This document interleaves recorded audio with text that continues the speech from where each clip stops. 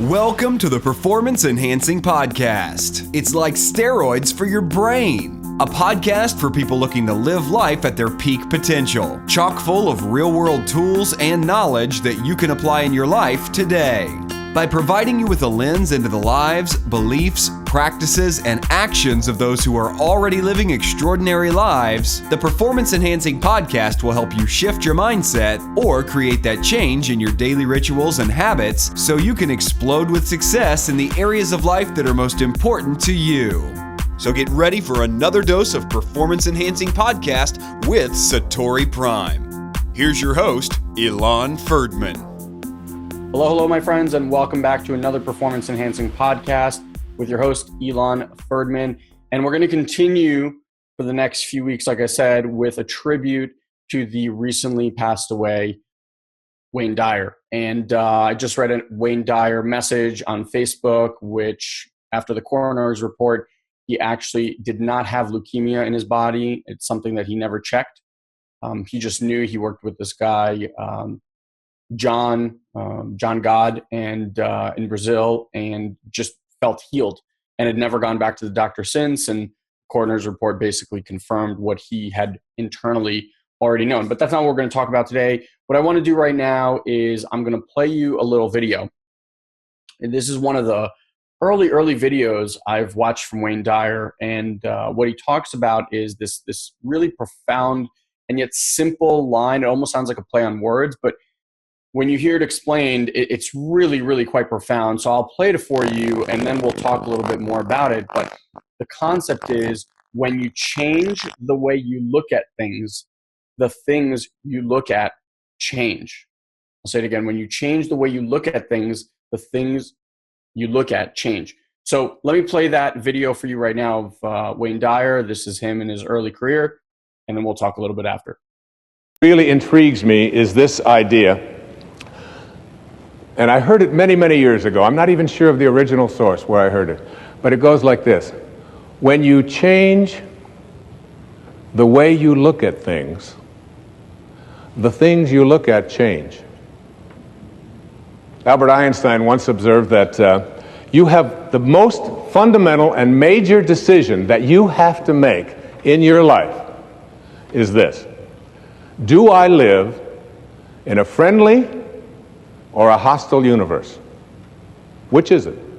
Is it a universe that is filled with hostility and anger and people wanting to hate each other and people wanting to kill each other? Is that what you see? Because when you see the world that way, that's exactly what you will create for yourself in your life. This is from great scientific minds. And the interesting thing is that this is not just a clever play on words, that when you change the way you look at things, the things you look at change. It's actually a very scientific thing, and I'm going to show you that in just a moment. I'd like you to imagine the following scene.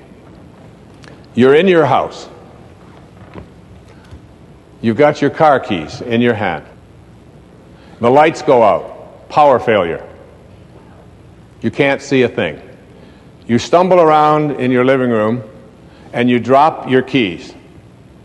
And you look around for a moment and you realize that you're never going to find them in the dark.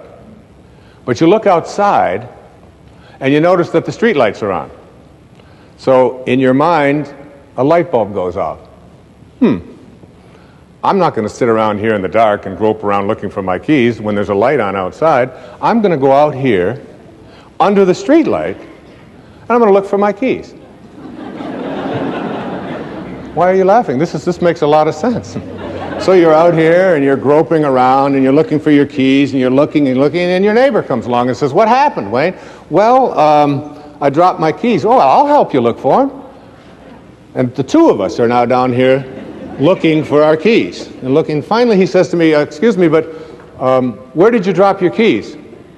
"Well, I dropped them in the house." He said, "You mean to tell me that you dropped your keys in the house and you're looking for them out here in the streetlight? Doesn't make any sense." And I said, "Well, it doesn't make any sense to grope around in the dark when there's light out here." Now you laugh and you think how silly that is, but isn't that exactly what we do when we have a problem, a difficulty, a struggle that is located inside and we're looking for the solution outside? someplace outside of ourselves. It would be like going to the doctor and telling him all of your symptoms, and the doctor says, oh boy, you've got a lot of symptoms. And he starts writing out prescriptions. You need a prescription for this symptom, you need a prescription for that symptom, and finally he gets this 4 or 5, and you go to walk out, and you say, well, I'd like my prescriptions. He said, no, I'll give this one to your mother-in-law, and I'll give this one to your neighbor, and I'll give this one to your daughter, and I'll give this one to your father. I mean, you're the one with the struggles and with the difficulties, and expecting somebody else to change or something outside of you to get better in order for you to make your life work at this level that I'm calling intention is something you have to really take a hard look at. It's in here. So really powerful video and really powerful message if you actually let it in. And the reason I'm playing you this video and why I think it's so powerful is because this is really the entire, what I believe is the entire body of work that Wayne was trying to change or impact the world with. It's look internally for the answers. Look internally for the things that you need to go to work on in order to have the life that you want. So often, and you've heard me say this time and time again, we just don't take responsibility for what is occurring in our lives. It's very easy to say that I feel this way or I'm in this situation because of you or it or my work or my boss or my kids or my money situation, whatever it is, right? It's a very natural thing for a human being to do that. And what Wayne is trying to show us here is that where the only place to look for answers, right? It's dumb to look for your keys out in the street where there's a light because there's no light in your house. It's obviously much, much harder to see the things inside. That's the whole point of spirituality. It's not meant to be easy. Certain practices call it work, and that's what it is. But what I do know is that the only thing you can control is you. And to take it a step further, it's your reactions. So life is always going to come at you, always.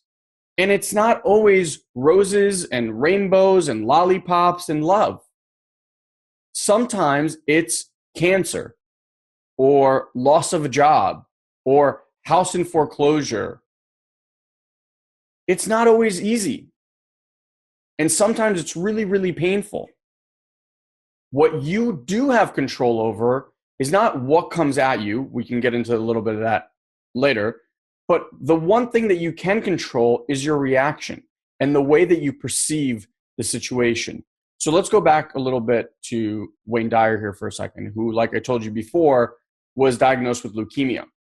And he has this great line, which is, and you probably heard this before, but God will only send you what you can handle. So when he got diagnosed with leukemia, from the outside of someone who's been listening to him for many, many years, it almost was perfect in a way, because if anyone was going to be able to handle this, it was going to be someone like Wayne. And he has this amazing line, and we'll talk about it in a future video, about loving and thanking every situation that comes into your life, which is honestly, I can say, one of the most difficult of practices. But to give you an example, when you resist something, okay, so the world sends you cancer or your house being in a foreclosure, which was my situation, right?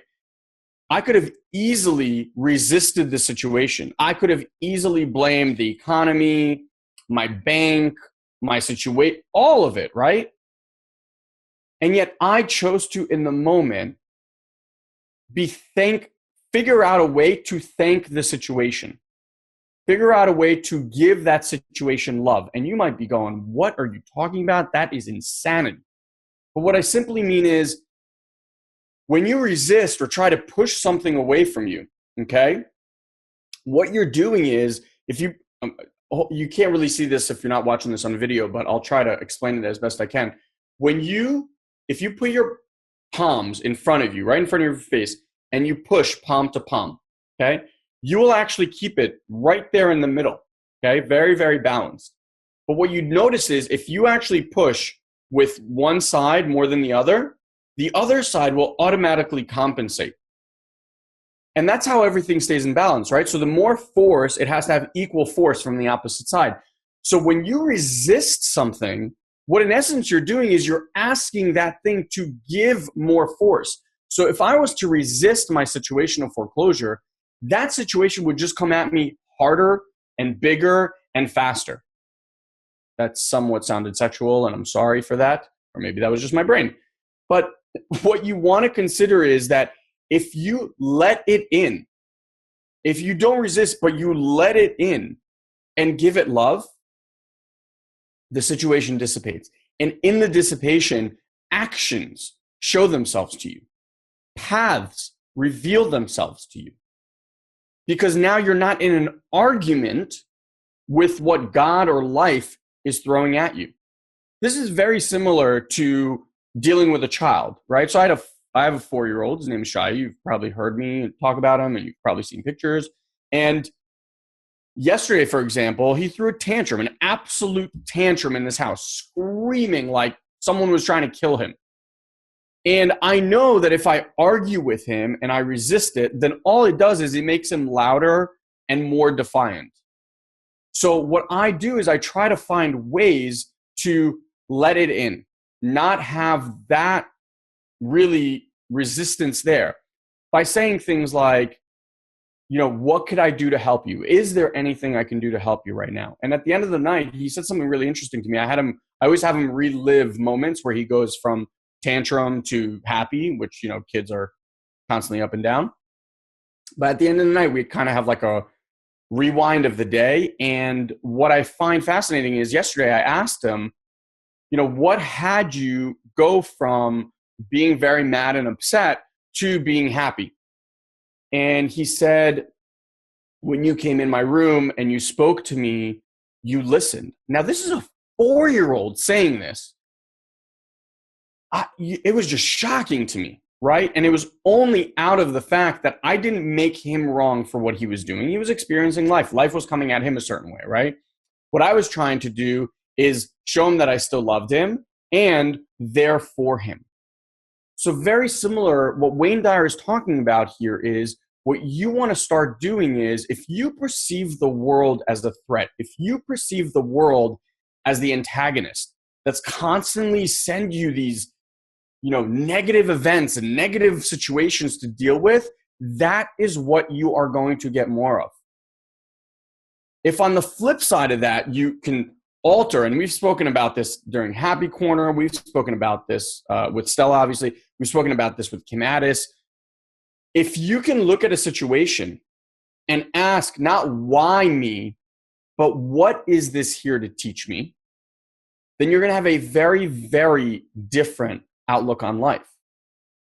I can guarantee you one thing. Life will always throw stuff at you.